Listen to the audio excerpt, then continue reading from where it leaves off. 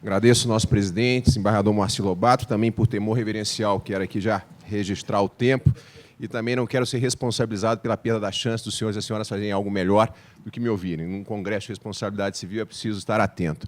Quero cumprimentar aqui os integrantes da mesa, a doutora Roberta, o professor Nelson Zenvaldi, as senhoras, os senhores presentes aqui na pessoa da desembargadora Líria, desembargador Alberto Vilas Boas.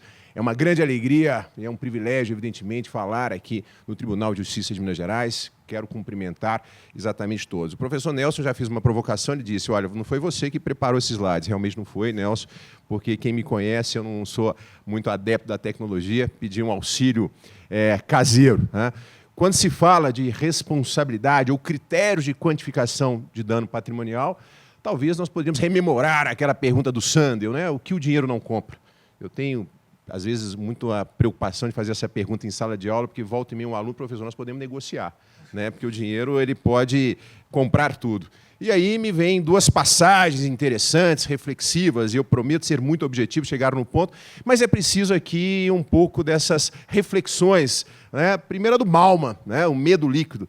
Os perigos que mais tememos são imediatos.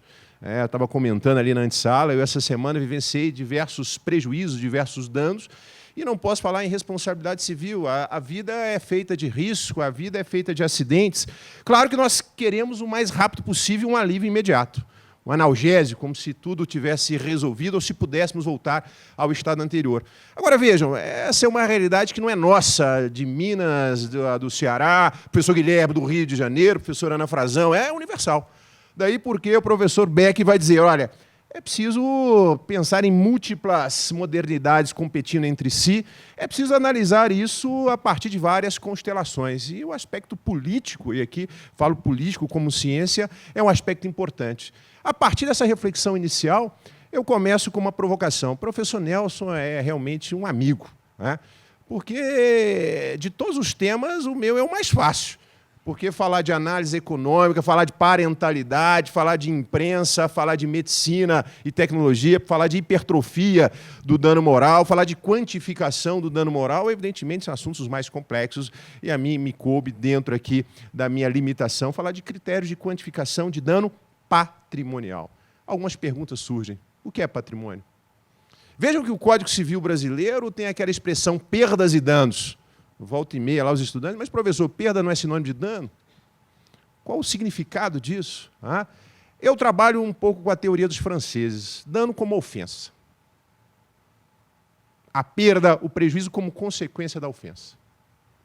Nós estamos aqui analisando, na maioria das vezes, não é a ofensa em si, mas as consequências dessa ofensa. Ainda que nós estejamos no aspecto econômico, muitas das vezes é muito difícil o aspecto restituitório, o aspecto reparatório, né? Então, imagine aquela situação, essa caneta, há uma ofensa a essa caneta, o professor Nelson Zenvaldi vai dizer, é só comprar uma outra, ou eu te pago o valor da caneta. Mas, professor Nelson, é um dano a uma coisa, mas essa coisa eu ganhei na minha colação de grau, da minha formatura, há alguns anos, há muitos anos atrás, e foi a minha vozinha que me deu. Então, o assunto começa a ficar complexo. Porque hoje nós podemos falar dano direto, indireto, reflexo, positivo, negativo, emergente, lucro cessante, perda da chance, trazida aí pelos franceses. Esse dano patrimonial contratual ou extracontratual. E não é uma questão meramente acadêmica, falo aqui no Tribunal de Justiça de Minas Gerais, aspectos, por exemplo, envolvendo prescrição, que o Superior Tribunal de Justiça pacificou se a responsabilidade é contratual ou extracontratual. Poderíamos aqui trabalhar, então, com o senso comum. Tudo bem. Dano é a consequência, eu prefiro dizer o prejuízo. Porque eu posso ter uma ofensa a uma coisa, uma ofensa a um bem, e ter diversas consequências, não necessariamente patrimoniais. Mas o Nelson Zenvaldi, o professor Nelson Rosenwald, um amigo, pela mão da amizade, me disse, não, fale só de dano patrimonial. Mas o que é patrimônio? Patrimônio é uma universalidade. Direitos, obrigações, avaliáveis economicamente. Faço aqui a divisão. Não vou tratar, evidentemente, da vida, da saúde, da honra, aquilo que nos é mais caro e é difícil, evidentemente, trabalhar com critérios quantitativos. Me lembro do professor Wilson Melo e Silva, um grande mestre. Wilson Melo e Silva. Dano moral. Isso é uma contradição. Mas vamos desenvolver a teoria do dano moral, porque dano é aquilo que é quantificável, aquilo que eu consigo precisar. Agora, se é da ordem moral, se é da ordem do fora do aspecto patrimonial. Então, fiquemos com o que é mais simples, com o que é aparentemente mais fácil, mas comparativamente com todos os temas que estão aqui hoje e ontem, não tive a pena da chance de ouvir a conferência do professor Nelson Zenwald, dizer aos senhores que eu vou ficar com dano patrimonial na perspectiva do patrimônio envolvendo coisas e bens. Ah, mas coisas não são sinônimos de bens? Não. Eu trabalho com a ideia, professor Guilherme Calmon, que coisa ainda é o material, é o corpóreo. O bem é o incorpóreo, o bem é imaterial, que não necessariamente se associa, evidentemente, aos bens da personalidade. Né? Eu posso falar de software, eu posso falar de direitos autorais, eu posso falar de patentes, tudo isso no campo do dano patrimonial. Claro que uma ofensa à caneta é um pouco menos complexo do que uma ofensa a um software. E lendo ontem um artigo em inglês, olhei para o meu menino e fiquei preocupadíssimo, porque ele é um grande artista de 6 anos. E volta e meia eu estou vendo ele utilizando o tablet, de forma desautorizada, fazendo downloads desatualizados, não autorizados, injustificados. E aí esse autor inglês estava dizendo, será que o pai não pode ser responsabilizado pela conduta do filho que faz um download, uma pirataria? Opa, já fiquei preocupado. Uma violação a um bem incorpóreo que vai bater no meu bolso. Há um caso que eu cito aqui do Superior Tribunal de Justiça, interessante, né? O professor Nelson Zenwald me propôs, vamos trazer alguns aspectos mais pragmáticos para aprendermos, dialogarmos notadamente com os senhores embargadores, juízes, advogados, membros do Ministério Público, Defensoria, em que um sujeito fez um contrato de depósito, as joias da vovó, e aí ocorreu um roubo, um assalto nesse estabelecimento bancário. Bom, muito simples, basta restituir a joia. Não dá, sumiu, desapareceu. Ah, qual que é o valor da joia? Mas espera aí, são as joias da vovó.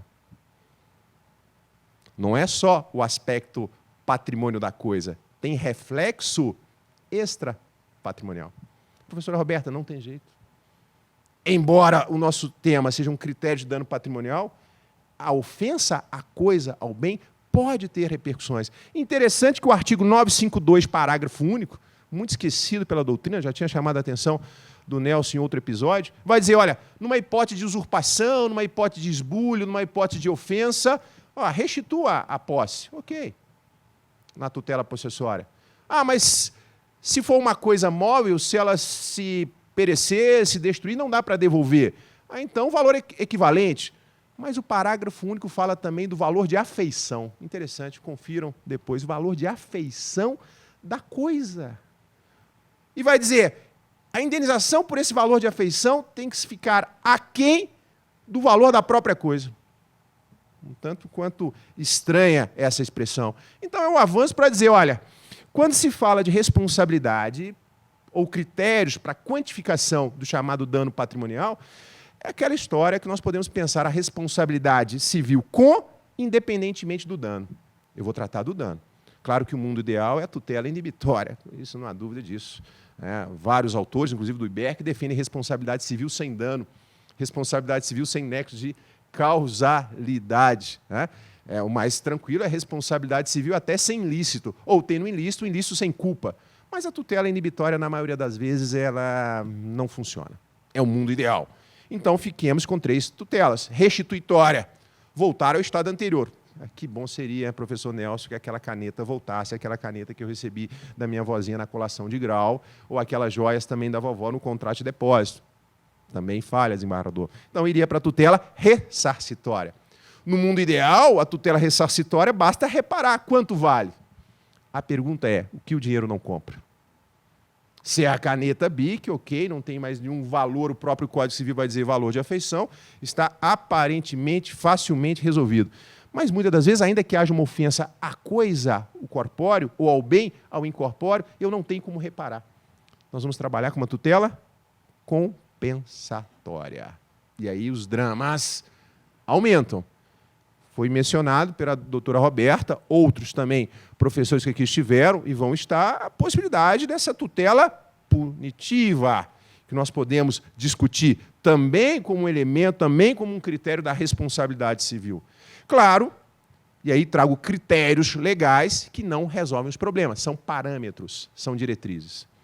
É que eu costumo dizer lá na UFMG, A prova, pode usar o código, pode usar a legislação, pode consultar o computador, professor? Pode. Porque lá no seu gabinete você tem acesso a quê? A tudo, na sua vida prática. Agora nós precisamos transformar a informação em conhecimento. O código traz diretrizes.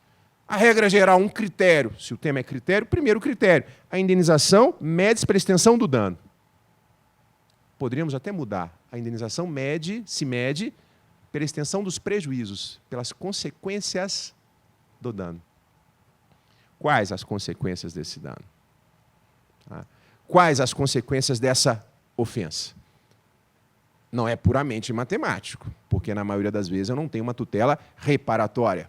E aí me vem o parágrafo único que vai dizer, olha, se houver excessiva desproporção entre a gravidade da culpa e o dano, poderá, os senhores, as senhoras, julgadores, reduzir por equidade. Mas, Marcelo, esse parágrafo 944 se aplica, inclusive, ao ilícito objetivo, porque falou em culpa.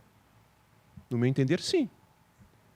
Ainda que a responsabilidade seja objetiva, então ela vai se configurar, a culpa está fora do ilícito, mas eu vou ter que levar em consideração o comportamento do ofensor, voltamos à Roma antiga, culpa leve, levíssima, grave, gravíssima, para fazer um juízo aí de ponderação, como foi colocado no painel anterior. Então, imagine o Marcelo andando com a sua bicicleta de forma extremamente cuidadosa, uma pequena desatenção, eu venho esbarrar no carro novo do professor Nelson Rosenwald. Eu, um pedreiro, entendeu, professor Guilherme? Aquela situação patrimonial. Professor Nelson, é só reparar. E se vocês viram o carro do professor Nelson, não é qualquer carro. O desembargador Moacir Lobato vai dizer, aqui agora, podemos fazer aqui, você pode até parcelar, tal, mas é de 60 mil para frente. Um arranhão. Mas espera aí, desembargador. O meu comportamento... Né? Não, mas a indenização se mede para a extensão do prejuízo. Mas e a equidade? E o aspecto alimentar? Eu tenho 6 filhos. Atividade econômica ruim. É um aspecto patrimonial. Como é que é o juiz aqui de equidade? Para alguns, um conceito jurídico determinado, para outros, uma cláusula geral. Né? Essa visão aristotélica. Vejam que critérios de indenização por dano patrimonial não é algo meramente matemático. A matemática não resolve. A equidade entrou. Por isso que eu parei com a engenharia elétrica na UFMG. Porque a matemática não resolve. Quando os meus colegas do ensino médio falavam que no direito nós podemos suspender ou interromper o tempo, eu falei, não, vou mudar para essa ciência. Como é que é isso? Não, porque a prescrição pode ser suspensa ou interrompida aqui. Não. É a única ciência que para ou interrompe o tempo. É a única ciência que vai dizer, o caput diz, é matemático, parágrafo 1 diz, não é matemático. Aí me vem o 945. Mas se a vítima também tiver concorrido para o evento, será que o professor Nelson, na hora de estacionar o carro ali na via ciclística, também não estacionou mal e tal? Só tem um problema nesse 945. Culposamente, nem toda responsabilidade é culposa. Eu não estou trabalhando aqui com ilícito, eu estou trabalhando aqui com aquele problema do nexo de causalidade, que foi a palestra anterior, que é um problema sério. Eu suprimiria aqui o elemento da culpa. 944, tudo bem, o parágrafo único. Mas aqui é um problema de nexo de causalidade. Eu vou analisar a contribuição de cada um para provocar aquele prejuízo. Então, parece que a minha tese tem elemento de procedência. A questão não é meramente matemática. Tanto não é matemática, 948, conhecido de todos os senhores. Aquela ofensa mais grave, porque leva à supressão da vida, o suporte da nossa própria personalidade. E na parte final vai dizer, olha, lá na ideia de lucros cessantes, eu vou levar em consideração a duração provável da vida da vítima. Duração provável da vida da vítima, eu tenho alguns julgados, alguns precedentes do STJ, vai depender do aspecto social, né? Vai depender da idade, vamos trabalhar com alguns fatores do IBGE, né? Agora vamos analisar o sujeito. O Marcelo tem alguns problemas aí de saúde, ele faz uma caminhada uma vez por mês, que a médica me pediu para fazer atividade física, qual é a duração provável da vida desse sujeito? É um problema. Então eu tenho aqui um juízo de probabilidade, eu tenho aqui um juízo de estatística. E aí, o 402, mais um critério. Vejam que eu ainda não tenho respostas, eu só tenho problemas. Alguns diriam, mas o 402 se refere à responsabilidade de natureza contratual. Sim, mas o 402 também se aplica à responsabilidade extracontratual. Salvo as exceções expressamente previstas, e eu tenho exceções, por exemplo, na Lei de Direitos Autorais, de software, as perdas e danos, expressão que nós podemos, os prejuízos, as consequências, abrangem o que efetivamente se perdeu, aquela ideia de dano emergente, e o que razoavelmente se deixou de lucrar. Aquela ideia de lucro cessante. Mais uma ideia aí de razoabilidade. Eu estou fugindo aí na matemática. E aí, o problema do meu menino. Ah, mas o incapaz não responde. Pode responder. Ele pode responder. O incapaz pode responder se o responsável por ele não tiver obrigação. É o que eu costumo brincar, um dos momentos mais felizes da minha vida é quando eu deixo na escola. Educação é importante, mas ali eu já transfiro responsabilidades. Eu nem passo pelo portão da escola, já entrego. Continuo pai, né, parentalidade, mas eu transfiro aquela responsabilidade. Ou os responsáveis não tiverem meios suficientes, aspectos econômicos. Porque pode acontecer, é raro, pode acontecer, eu tenho um incapaz que tenha mais capacidade econômica do que os próprios responsáveis, pai, mãe, avô, né? Que os próprios responsáveis. Mas aí tem um detalhe. A indenização que eu posso atribuir ao incapaz deverá ser equitativa. De novo, o critério da equidade.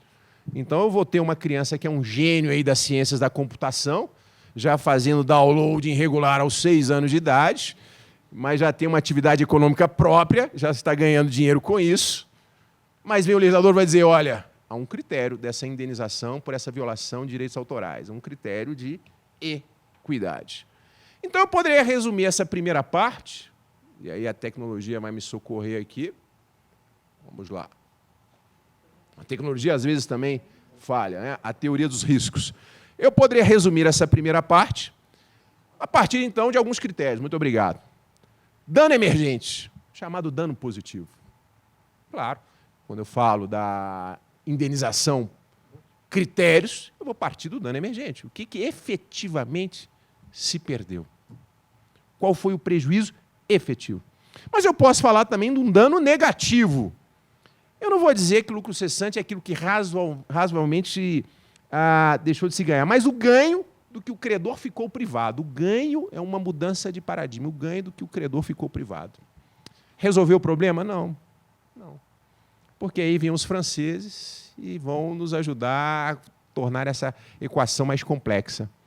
La responsabilité pela perda de chance, a responsabilidade pela perda da chance.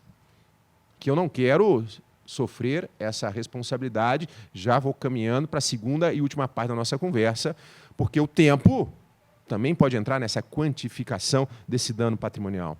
A perda da oportunidade de uma futura vantagem ou também a chance de se evitar um prejuízo. Concordo com o professor Nelson Zenwald. Não é só a perda de ascender a uma situação mais vantajosa, a perda da oportunidade, mas a perda da chance de se evitar um prejuízo. Quando se fala isso, os nossos colegas médicos e médicas ficam preocupados. Tudo bem, eu tenho uma patologia, eu fui a um profissional da saúde, ele vai dizer, olha, o tratamento é esse. Mas, doutor, não tem outro tratamento? Não, vai nesse. Tudo bem, houve até um resultado satisfatório, mas se ele tivesse me apresentado uma outra terapêutica, pode ser que o resultado teria também ocorrido da mesma forma, mas num tempo menor. Ou com efeitos colaterais menores. Como quantificar essa perda da chance? Porque é algo estatístico, algo da probabilidade. Para alguns, o exemplo clássico da perda da chance, que é uma discussão quanto a isso, é aquela história, falo aí para alguns acadêmicos, do programa do Show do Milhão, em que a Ana, uma baiana, submeteu ao programa lá do Show do Milhão, a última resposta, obviamente, valia 1 milhão, ela tinha 500 mil na mão na última pergunta, ela não respondeu a última pergunta porque o enunciado estava mal elaborado. Se ela respondesse, ganhava mais 500 mil. Se ela não respondesse, voltava com o que ela tinha, 500 mil. Ela viu que o enunciado estava errado, formulou a pretensão judicial. Senhor desembargador, me dê 500 mil. Não. Quem me disse que você acertaria? Você perdeu a oportunidade de ascender a uma situação mais vantajosa. Probabilidade, 4 alternativas, então vou te indenizar, aspecto do prejuízo, 125 mil. Agora, eu já vi julgados aqueles sujeitos submetendo ao concurso da magistratura, né? Está na primeira fase, perdeu o ônibus por uma questão de transporte, vai dizer, o desembargador me indeniza porque eu pedi a chance de ser juiz. Calma lá. Não é algo incerto. Tem um grau razoável de certeza. É aquilo que o professor Caio Mário dizia, os prejuízos ocorrem. A vida, infelizmente, é feita de perdas, é feita de prejuízos. Nem tudo o dinheiro compra, nem tudo está no campo da responsabilidade civil. E aí a questão se torna mais complexa, porque nesses danos patrimoniais eu tenho um problema do lucro da intervenção. Lucro da intervenção. Caso famoso do Rio de Janeiro, o professor Nelson cita na sua nova obra, o professor Sérgio Sabe, também do Rio de Janeiro, da Giovanna Antonelli. Giovanna Antonelli, todo mundo conhece, famosa e tal. À época, numa novela global, utilizando um esmalte XYZ, e aqueles esmaltes começaram a fazer sucesso mundialmente, até a fábrica não conseguiu, né, atender tanta demanda, importa da China, aquela coisa toda. E aí uma determinada sociedade empresarial foi fazer publicidade com a Giovanna Antonelli, porque a exposição dela era enorme, além da novela, além de todas essas questões, mas sem autorização da Giovanna Antonelli. Aí você vai dizer, o problema não é patrimonial, o problema é moral, o problema é o dano à imagem. Mas olha a tese que surge. Mas o que essa empresa, sociedade empresarial, ganhou? É justo com esta publicidade equivocada? Não seria razoável ela restituir, tutela restituitória, esse ganho ilícito? Para alguns, uma forma de enriquecimento sem causa, para outros, no campo da responsabilidade civil. E concordo com o professor Nelson Zenwald. Disgorgement, retorno, a restituição, doutor Bruno. Agora, quanto? É o que o professor Sérgio, numa palestra anterior, que nós tivemos a oportunidade de participar, ele vai dizer, o problema aí é da liquidação. Quanto que efetivamente essa sociedade empresarial ganhou essa parcela em razão dessa publicidade de um produto que era lícito dela. Não tava, era um produto dela, mas ela utilizou a imagem de uma pessoa famosa. Vejam, senhores, que eu continuo na minha angústia da dificuldade, por favor. E aí, dentro dessa indenização, já caminhando aí dentro do nosso tema, estou aqui acelerando, eu tenho o problema da função punitiva da indenização. A lei de softwares, o artigo 102 da lei 9.609. Olha, se você utilizar um software pirata, você vai ter que pagar o valor do software, o valor daquele software autêntico. Mas será que isso resolve?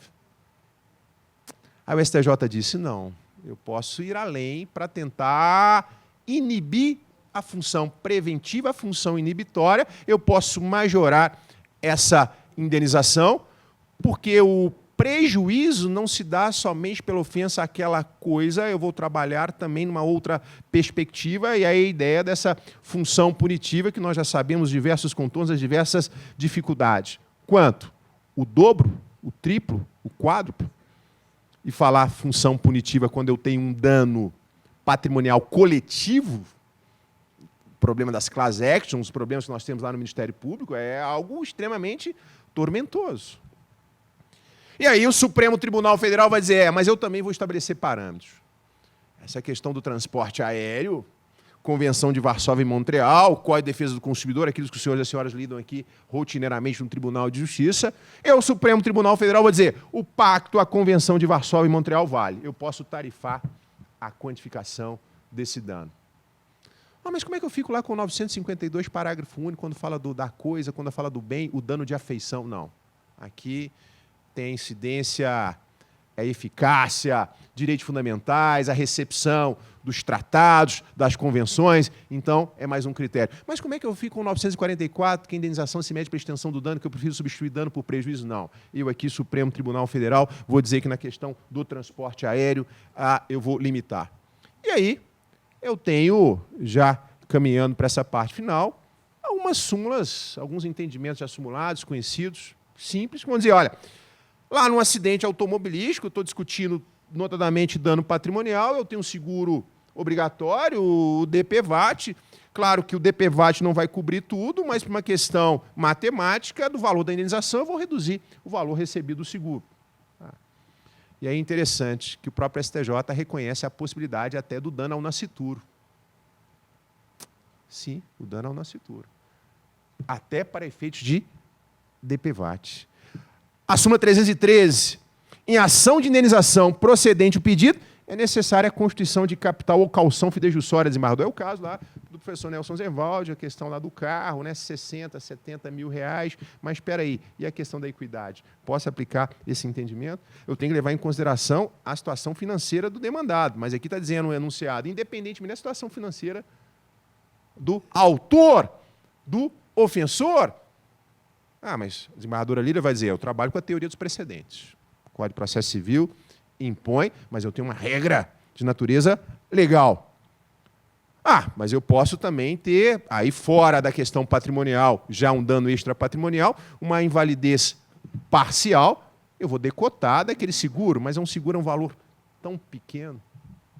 Bom, conclusão, eu tenho, sinceramente, mais questionamentos se nós conseguimos mensurar esse dano patrimonial. Porque esse dano patrimonial ele é visto por parte da doutrina como algo facilmente quantificável. Não vejo assim. A ofensa a uma coisa corpóreo traz diversas consequências. Se eu consigo retornar ao estado anterior, melhor dos mundos. Ok. Na maioria das vezes, eu posso até reparar o valor equivalente. Mas muitas das vezes eu não tenho como reparar. E aí vem a tutela compensatória, vem a tutela punitiva, vem a teoria do lucro da intervenção, no caso da Giovanna Antonelli. O que nós precisamos? De trabalhar de forma mais cuidadosa essas balizas, para evitar aquilo que o Sandel coloca. O que o dinheiro não compra? Parece que o dinheiro vem comprando quase tudo. Ele só não compra exatamente o nosso tempo, a nossa saúde e a alegria de estar aqui com os senhores e as senhoras. Muito obrigado.